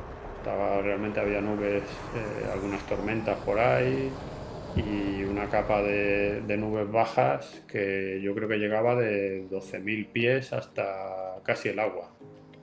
Salías a 1.000 pies o incluso por debajo, ¿no? Entonces pues ya me van dando los vectores, me van dando indicaciones para que hasta que lo tengo en el radar, lo engancho en el radar y empiezo a maniobrar para hacer la interceptación, ¿no? Y voy baja. Digo, ostras, macho, porque ya te das cuenta de que está a muy baja cota. Sobre el agua. Claro, sobre el agua, pues está. Entonces, estás bajando en nubes con tu radar, que era el F1C, con lo cual llevas el canuto este del radar aquí, que tienes que ir mirando, que te puedes poner el horizonte, pero tampoco claro, estás de noche. Tirano 4, sí, con el tubo catódico, sí. Claro. Y nada, pues ahí vas haciendo tu conversión. Y cuando ya lo bloco y estoy haciendo la pasada final, ya con mucho cuidado, porque salí de nubes prácticamente ya sobre el agua, ¿no? Y te das cuenta que vas reduciendo velocidad y la velocidad de acercamiento sigue siendo alta, ¿no? Dices, pues este tío, ¿esto qué es? Porque está parado prácticamente. Es que o es una avioneta o es un avión muy lento o tal, y te vas acercando y es de noche, o sea que tú el contacto visual es difícil que lo tengas encima. La propia desorientación personal, vamos, sí, estás volando en instrumentos. La primera pasada, pues no conseguí quedarme con él. Normalmente intentas quedarte en formación entre que iba muy bajo, que era una maniobra muy peligrosa, y que el otro avión iba muy lento, pues en la primera pasada conseguí darle un rafagazo con el foco de interceptación para ver lo que era, porque tampoco llevaba iluminación. Pum, y vi que era un helicóptero. No vi nada más. Ya le dije a Pegaso, oye, es un helicóptero, estoy subiendo, voy a volver a interceptarlo, si quieres que se sabe. No, dime qué es. Me tienes que identificar lo que Sí, identificación visual, ¿no? Directa. Pues sé que es un helicóptero, pero no he visto más. Entonces yo ya lo que tenía ganas era de identificarlo y salir de aquella situación, porque era una situación en la que tenía que entrarle prácticamente con todo el flaps a mínima velocidad, bajo, metido en lloviendo y monomotor sobre el agua, en fin, no sabía si se iban a ir metiendo las tormentas para Albacete claro, para recibirme cuando volviera, ¿no? Y luego el combustible que se va consumiendo, claro. Entonces nada, pues le di la segunda pasada, ya ahí ajusté un poco mejor, tal, y conseguí darle una pasada y ver que era un helicóptero de la Navy. Yo creo que estaban haciendo maniobras allí con operaciones especiales o lo que sea, de recogerlos o de tirarlos, porque submarinos, pues cualquier cosa, porque claro, estos están en todos sitios. Estarían con visión nocturna, con Claro. mínima iluminación posible y tal. Y nada, ya le dije a Pegaso, oye, que son de la Navy. Vale, pues nada. Misión cumplida, Misión cumplida. Vuélvete a descansar. Y nada, pues a las 5:30, en fin, un ejemplo de lo que te podías encontrar, que tampoco es una misión de combate, pero... Claro, no, con una dificultad añadida que al final es tu profesionalidad la que la lleva a buen puerto y cumples encima la misión. En fin, es una batallita que sí, puede gustar. Y recordar, claro, y recordar la función, como dijo Bengo, ¿no? Recordar la función que hace el Ejército del Aire 24/7, 365. Eso es eso se sigue haciendo. La importancia de que siempre hay alguien que está ahí. Y eso es fascinante, sí. Y mira, y ellos como hacen un poco lo que quieren, ¿no? Bueno, pues increíble. Esto ha sido un placer. No nos vamos a despedir sin hablar de tu fase, porque pasaste yo no he venido aquí a hablar de mis libros, pero bueno, no, pero si hay que hablar, se habla. Como dije una vez, todos deberíamos de hablar de tus libros y haberlos leído al menos. Eso no tengo ninguna duda. Pasaste de Mac 2 a pilotar un despacho y escribir unas novelas y unos relatos increíbles. Bueno, como hemos comentado, es prácticamente una trilogía. Aparte hay muchas más, pero todos deberíamos de haber leído o conocido al menos Sol y Moscas 1 y 2, y luego esa tercera parte que bueno, a nivel personal también me afecta un poco más emocionalmente, ¿no? Por la implicación familiar, incluso en alguna fase del libro y la novela, como es 100 gramos de vodka y los niños de la guerra, ¿no?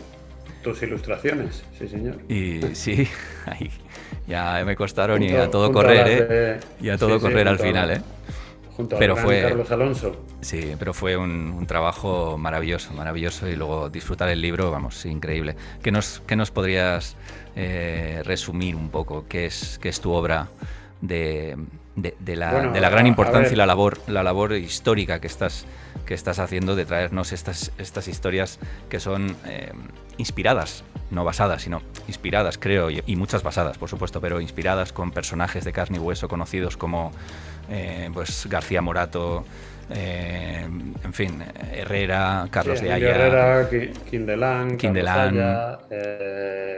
nuestra aviación, aviación nacional, que tanta historia tiene y que tan fascinante es, y en algunos casos tan pionera y tan desconocida. Es que lo es todo. Sí, yo la verdad es que me gusta la literatura, y me gusta la literatura de aviación, y he leído mucho, y sobre todo pues cuando he viajado a Inglaterra y tal, siempre me gustaba pasarme por el Waterstone y comprar algún librito en inglés para luego leerlo en los vuelos de posicionamiento y en los momentos aburridos de los aeropuertos y tal. Y claro, a mí me gustaría leer libros sobre pilotos españoles, ¿no? Y no los encontraba. Eso es. Entonces, al final me di cuenta de que el Servicio Histórico y Cultural del Ejército del Aire, que tiene gente buenísima trabajando desde hace mucho tiempo, y tenemos mucho ensayo histórico sobre aviación, y toda la información, una información enorme que hay en los archivos, pues se ha ido sacando, se ha ido publicando en la revista Aeroplano, se ha ido publicando en libros. Hay gente que ha hecho una labor de rescate de todos los archivos y de toda la historia de nuestra aviación enorme, pero no veía yo que hubiera una narrativa próxima al lector que cualquiera pudiera leer, y que eso se pudiera leer de una forma novelada, ¿no? Entonces dije, bueno, pues si no lo encuentro es que a lo mejor no lo hay, y si no lo hay, a lo mejor hay que crearlo, ¿no? Claro. Me voy a lanzar de una forma un poco atrevida, igual que cuando me metieron en la sección de guerra electrónica, pues era una cosa bastante atrevida, decir que podías controlar el Podbarax y saber de cosas que eran muy complejas. Y en este caso pues decidí Había oído algunos podcasts sobre las escuadrillas azules de mis compañeros de Motor y al Aire, que tienen podcasts bastante buenos sobre la historia de la aviación. Les mandamos un saludo desde aquí. Sí, a nuestro amigo Frajo, a todos los compañeros, sí. Von Hammer, Emilio, Falque, en fin, me dejo algunos seguro. Pues nada, me lancé escuchando estos podcasts, leyendo, documentándome con Jesús Salas Larrazábal, principalmente al principio, y luego con muchísimos libros que cada día vas teniendo más, y ahora mi biblioteca de aeronáutica histórica es tremenda, y me decidí lanzar a escribir algo desde un punto de vista del aviador, no desde un punto de vista de la historia, ni mucho menos de la historia política, ¿no? Porque esto, bueno, pues ya de eso hay mucho escrito y muy bueno, y por analistas muy, muy buenos, y no se trataba de eso, sino que se trataba de darle a la gente la posibilidad de acercarse al ser humano piloto en otras épocas de nuestra aviación. Claro. Y como muy bien dijo Rubén Porras en Hablemos de CS, realmente la aviación española no tiene nada que envidiar a las películas de Top Gun, porque hemos tenido etapas donde hemos sido pioneros y los mejores. Por ejemplo, la Guerra de Marruecos, donde poco después de la Segunda Guerra Mundial, incluso antes de poco después de la Primera Guerra Mundial, o incluso antes de la Primera Guerra Mundial, había pilotos españoles utilizando el avión como arma en una guerra muy complicada, a nivel de orografía, a nivel de tropas en tierra, a nivel de... Y lo mismo podemos hablar de posterior a la Primera Guerra Mundial. Todo el resto de la campaña de Marruecos, donde España participa en el primer desembarco conjunto combinado moderno de la historia, que fue estudiado y utilizado como modelo para luego el desembarco de Normandía, la operación Overlord. El desembarco de Alhucemas fue, ¿no? Que fue el desembarco de Alhucemas. Y luego pues tenemos la etapa triste, pero también necesario conocer, de la guerra civil, y de cómo pilotos que eran amigos y que se conocían acabaron en bandos diferentes y tuvieron que combatir entre ellos, desgraciadamente, y bueno, es algo que también pasaba a otros niveles.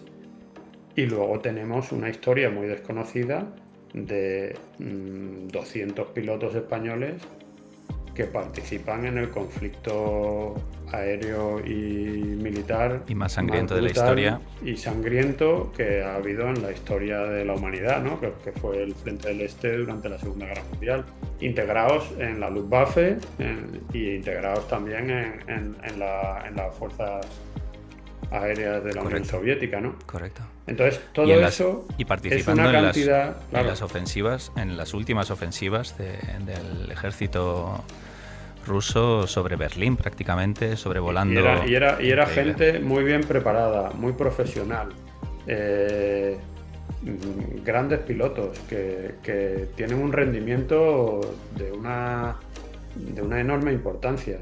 Y eso, yo soy piloto y yo salí de la academia y no conocía esas historias.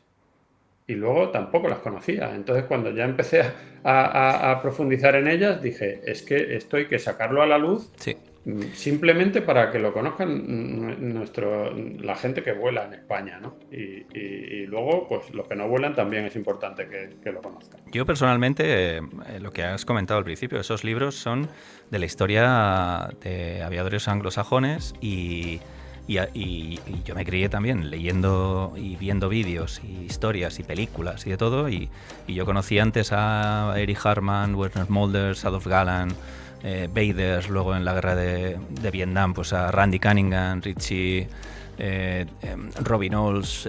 Al final acabamos hablando de todos esos que son héroes, son auténticos aviadores y guerreros del aire, pero gracias a tu labor he de decir que por eso es tan casi de obligado cumplimiento leerlo, es el conocimiento de nuestros propios héroes, de García Morato, de Herrera, de los grandes raids de los años 20, la guerra en el Rif, hablamos de luego aviadores desconocidos pues luchando en los dos bandos de la Segunda Guerra Mundial. Lo que has comentado, vamos, es fascinante y... Sí, bueno, hay gente que es un poco reacia a hablar de héroes y yo estoy en parte de acuerdo porque realmente, y lo que intento transmitir es que era gente normal. Claro que era gente normal, de carne y hueso. Que podría ser cualquiera de hoy día que está en un barracón de alerta, si se encuentra en esas circunstancias, y que nos entrenamos para eso. Ellos tuvieron la suerte o la desgracia de tener que demostrarlo en una situación real y de tener que enfrentarse a esas situaciones, y nosotros no, pero tenemos que asumir que tenemos que estar preparados y que para eso entrenamos. Eso es. Aquí tengo una frase de Sol y Moscas 1. Este es el primero, fascinante, basado en años 30, guerra civil, ambos bandos y Segunda Guerra Mundial también. Y dice: los aviadores forman una familia que solo la guerra separa y que la muerte vuelve a unir. Anthony de Saint-Exupéry, este le conocemos. Y ayer enemigos, hoy amigos, de von Richthofen. Y hay muchísimas otras que son frases que, bueno, pues tenerlo en cuenta, ¿no? La guerra nos muestra lo oscuro que puede ser el corazón humano, pero también debe de recordarnos la importancia de la compasión. Y al final es un auténtico viaje, y luego, pues, ¿qué hablaríamos de...? Podéis arrancar al hombre de su país, pero no podéis arrancar el país del corazón del hombre.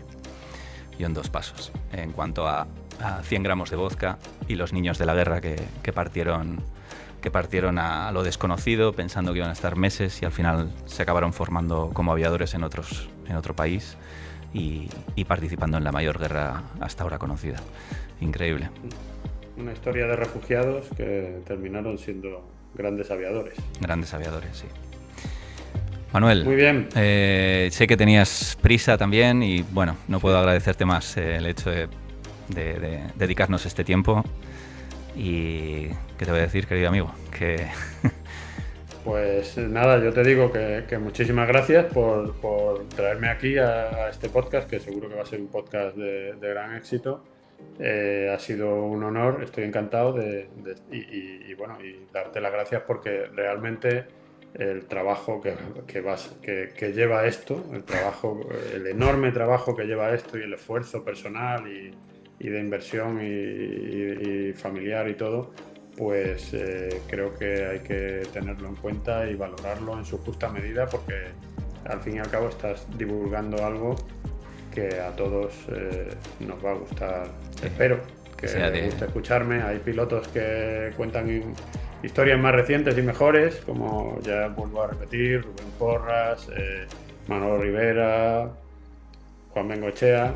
Sí. Pero bueno, yo he contado lo que he podido. Soy quizás una etapa de transición entre aquellos viejos pilotos y los nuevos grandes pilotos de Eurofighter y de F-18, pero creo que es un hueco que vale la pena. Ya dejaste tu legado. ¿Lo volverías a repetir, Manuel? Sin ninguna duda. No cambiaría ni una coma, cambiaría. Un piloto de caza es piloto de caza toda la vida. Y entonces a nuestro lema de que nos quiten lo volado, ¿no? Exacto, que nos quiten lo volado.